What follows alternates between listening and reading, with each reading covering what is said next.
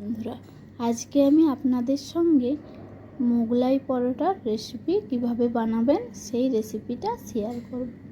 তো বন্ধুরা, আশা করি আপনারা ভালো আছেন, সুস্থ আছেন। ঘর ফুডে আপনাদের স্বাগত জানাই। তো বন্ধুরা, চিকেন মোগলাই পরোটা আপনারা কিন্তু দোকানে খেয়েছেন, হোটেলে খেয়েছেন, কিন্তু একবার এভাবে বাড়িতে বানিয়ে খাবেন, দেখবেন এটা খেতে অসাধারণ হবে। আর সবাইকে বানিয়ে খাবেন, দেখবেন সবাই প্রশংসাও করবে। তাই ভিডিওটা কিন্তু প্রথম থেকে শেষ অবধি অবশ্যই দেখবেন। তো দেখুন, এখানে মোগলাই পরোটার জন্য আমি এখানে একটা পাত্র নিয়ে নিয়েছি, আর তাতে আমি ময়দা দিয়ে দিয়েছি। এবার এতে আমি অল্প পরিমাণ লবণ আর অল্প পরিমাণ চিনি দিয়ে দেব, আর সামান্য সাদা তেল দিয়ে দেব। দিয়ে ভালো করে এটাকে মাখিয়ে নেব।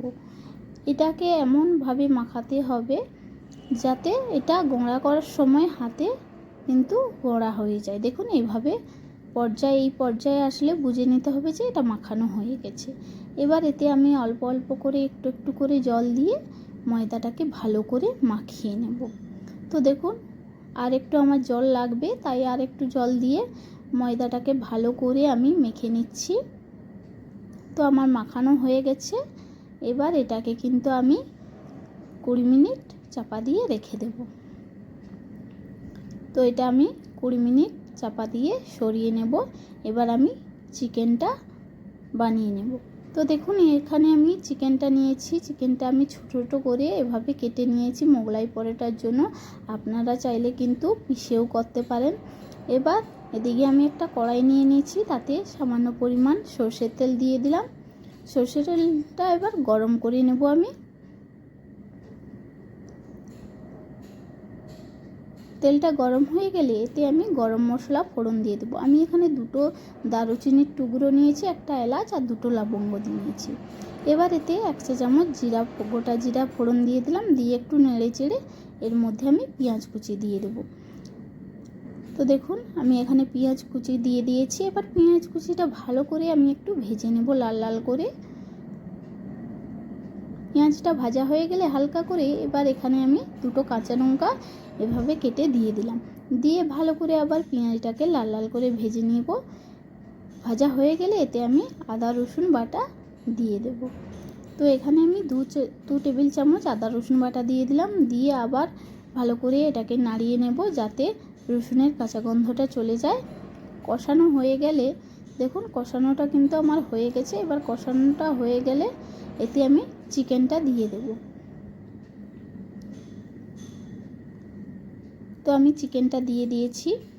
এভাবে গোটা গোটা ছোটো ছোটো করে চিকেনটা দিলে কি হয়, তাহলে আপনারা যখন মোগলাই পরোটাটা খাবেন তখন চিকেনটা কিন্তু মুখে লাগবে।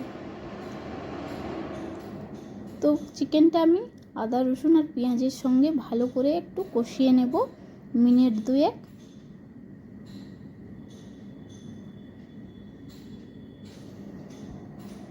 তো কষানো হয়ে গেছে এবার আমার। তো কষানো হয়ে গেলে এতে আমি গুঁড়ো মশলা দিয়ে দেবো। আমি এখানে 1 চা চামচ গুঁড়ো লঙ্কা গুঁড়ো দিয়েছি, আর 1 টিস্পুন হলুদ গুঁড়ো দিয়েছি। দিয়ে ভালো করে এটাকে কষিয়ে নেব। এটা কিন্তু এখন জল দেওয়া যাবে না, এভাবে শুকনো শুকনো করে কিন্তু কষিয়ে নিতে হবে। তো এবার এটাকে আমি চাপা দিয়ে দেব, দিয়ে 2 মিনিট রান্না করে নেব। তো 2 মিনিট হয়ে গেছে। দেখুন, আমি কিন্তু একটু জল দেইনি, শুকনো শুকনো, তাই একটু নিচে যেন লেগে গেছে, কিন্তু পুরোটা লাগেনি, খুব সুন্দর হয়েছে। এবার এতে আমি টমেটো কুচি দিয়ে দেব। তো এখানে আমি ছোটো ছোটো করে একটা টমেটো কুচি করে রেখেছিলাম, দিয়ে দিলাম। আর তাতে সামান্য একটু লবণ দিয়ে দিলাম যাতে টমেটোটা তাড়াতাড়ি গলে যায়। এবার আমি চিকেনের সঙ্গে টমেটোটা ভালো করে কষিয়ে নেব। কষানো হয়ে গেলে এটা আবার আমি 2 মিনিট চাপা দিয়ে রান্না করে নেব। তো দেখুন, টমেটোটা গলে কতটা জল বেরিয়ে গেছে আপনারা দেখতে পাচ্ছেন। তো এবার আমি ভালো করে এটাকে কষিয়ে নিচ্ছি। কষানো হয়ে গেলে এতে আমি অল্প একটু ধনিয়া পাতা কুচি দিয়ে দিলাম। এখানে কিন্তু আমি একটুও জল ইউজ করিনি। ধনে পাতাটা দিয়ে ভালো করে চিকেনটাকে আমি নেড়ে নিলেই হয়ে যাবে কিন্তু আমার চিকেনের পুরটা। তো হয়ে গেছে, এবার আমি সাইডে রেখে দেবো। আর দেখুন, এদিকে যে আমি ময়দাটা চাপা দিয়ে রেখেছিলাম, ময়দার ডোটা, সেটা কিন্তু খুব সুন্দর হয়ে গেছে। এটাকে হাত দিয়ে আবার একটু চেপে নিলাম আমি। চেপে নিয়ে এবার এটা আমি লেচি কেটে নেব। তো দেখুন আমি এবার ময়দাটার লেচি, এটা কিন্তু আমি 4টা করব। আমি এখানে 4টা মোগলাই পরোটা করব, তাই জন্য 4টা টুকরো এটা করে নেব।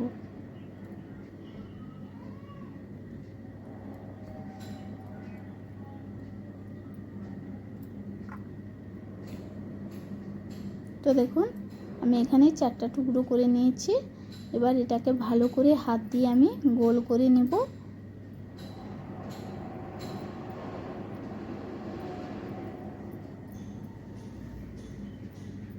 তো গোল কিন্তু আমি করে নিয়েছি, এভাবে প্রত্যেকটা আমি গোল করে নেব। তো আমার গোল করা হয়ে গেছে। এবার এটাকে আমি সাইডে রেখে এখানে একটা বাটি নিয়ে নিয়েছি, এতে আমি 2টো ডিম ভেঙে নেব। আপনারা যদি ডিম খেতে পছন্দ করেন তাহলে ডিম দেবেন, না দিলেও কোনো অসুবিধা নেই। তো দেখুন এখানে আমি 2টো ডিম নিয়েছি।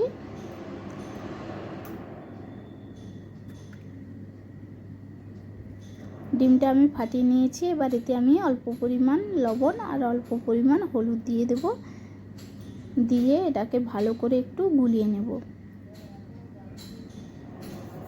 তো এখানে আমি চামচ দিয়ে এটাকে ভালো করে গুলিয়ে নিলাম। তো গুলানো আমার হয়ে গেছে এটা। এবার এদিকে দেখুন আমার কাছে রুটি বেলার চাকতিটা একটু ছোট হয়ে গেছে, তাই জন্য আমি এখানে গ্যাসের সাইডে কিন্তু পরিষ্কার করে নিয়েছি। এখানেই কিন্তু আমি মোগলাই পরোটার জন্য রুটিটা বেলে নেব।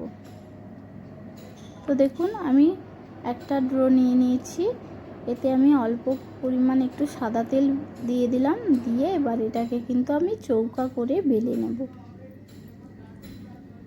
তো দেখুন এইভাবে কিন্তু চৌকা করে বেলে নিতে হবে, গোল করে কিন্তু বেলার দরকার নেই।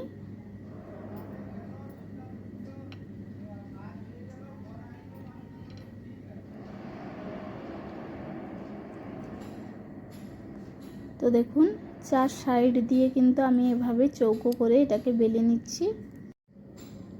তো আমার বেলা কিন্তু অলরেডি কমপ্লিট হয়ে গেছে। 4 সাইড দিয়ে ভালো করে এটাকে আমি বেলে নিচ্ছি।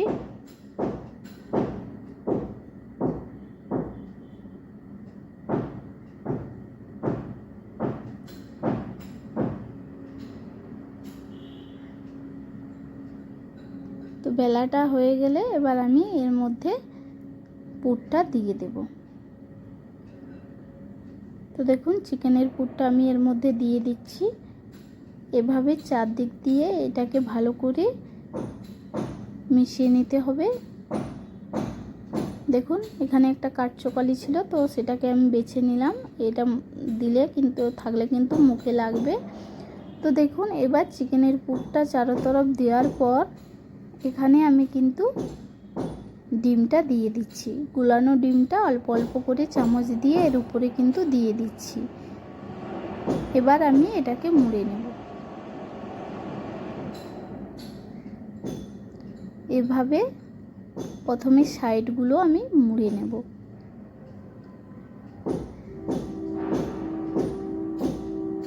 সাইড দুটো মুড়ানোর পর এবার আমি নিচের দিক আর উপরের দিকটা মুড়ে নেব। এভাবে মুড়ে নিতে হবে কিন্তু।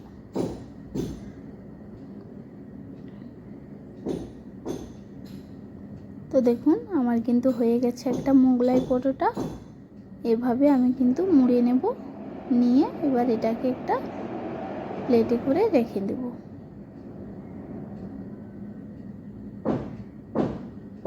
দেখুন হয়ে গেছে, কত সুন্দর হয়েছে। খেয়াল রাখতে হবে এটা যেন না ভাজার সময় খুলে যায়। তো দেখুন আবার একটা আমি এখানে করে নিয়েছি, আবার এটাকে ভালো করে মুড়ে নিচ্ছি। দেখুন এভাবে কিন্তু প্রত্যেকটা গোলা এভাবে করে নিতে হবে, মোগলাই পরোটা করে নিতে হবে। তো এখানে আমি 4টে করে নিচ্ছি এভাবে। তো এটাও আমার কমপ্লিট এভাবে, আর বাকি দুটো কিন্তু আমি এভাবে করে নেব।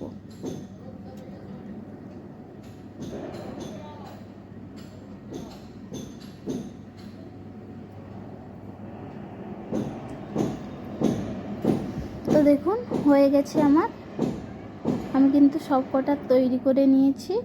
তো এবার এগুলোকে কিন্তু আমি ভেজে নেব। ভাজার জন্য এখানে আমি একটা কড়াই নিয়ে নিয়েছি, এতে আমি সাদা তেল দিয়ে দিচ্ছি। এবার তেলটাকে আমি ভালো করে গরম করে নেব।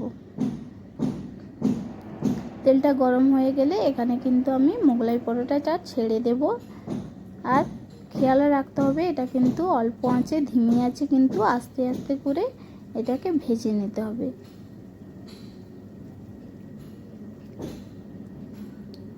তো দেখুন এক সাইড কিন্তু আমার ভাজা হয়ে গেছে। এবার এটাকে আমি উল্টে দেব, যাতে অপর সাইডটাও খুব সুন্দর করে ভাজা হয়ে যায়। আপনারা দেখতে পাচ্ছেন কিন্তু আমার কিন্তু মোগলাই পরোটাটা একটু খুলে যায়নি, খুব সুন্দরভাবে কিন্তু এটা ভাজা হয়ে যাচ্ছে। এভাবে আমার মতো করে আপনারা বানাবেন, দেখবেন খেতে কিন্তু অসাধারণ হবে। তো দেখুন অপর পিঠটাও কিন্তু আমার ভাজা হয়ে গেছে। তো এবার এটাকে কিন্তু আমি তেল থেকে ছেঁকে নেব।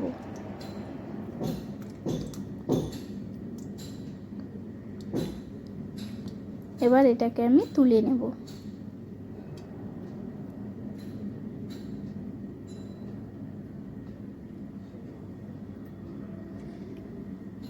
তো দেখুন আমি কিন্তু আবার একটা মোগলাই পরোটা দিয়ে দিয়েছি ভাজার জন্য। এটাকে কিন্তু আমি এইভাবে ভেজে নেব অল্প আঁচে, ধীরে ধীরে করে, যাতে ভিতর পর্যন্ত যায়, আঁচটা ভিতর পর্যন্ত ঢোকে। আর ডিম, আমি যে কাঁচা ডিমটা দিয়েছিলাম সেটা যেন সেদ্ধ হয় ভালো করে। তো দেখুন এভাবে কিন্তু সব কটা মোগলাই পরোটা আমি ভেজে নেব। তো এটাও আমার হয়ে গেছে, আমি তুলে নিলাম। আমি এভাবে সব কটা মোগলাই পরোটা ভেজে নেব। তো দেখুন আমি কিন্তু আমার কিন্তু 4টাই মোগলাই পরোটা ভাজা হয়ে গেছে, খুব সুন্দর কিন্তু হয়েছে ভাজাটা। এবার এর সঙ্গে আমি এখানে স্যালাড দিয়ে দিচ্ছি। আর এখানে আমি ঝুরি ঝুরি আলু পোস্ত ভাজা করেছি।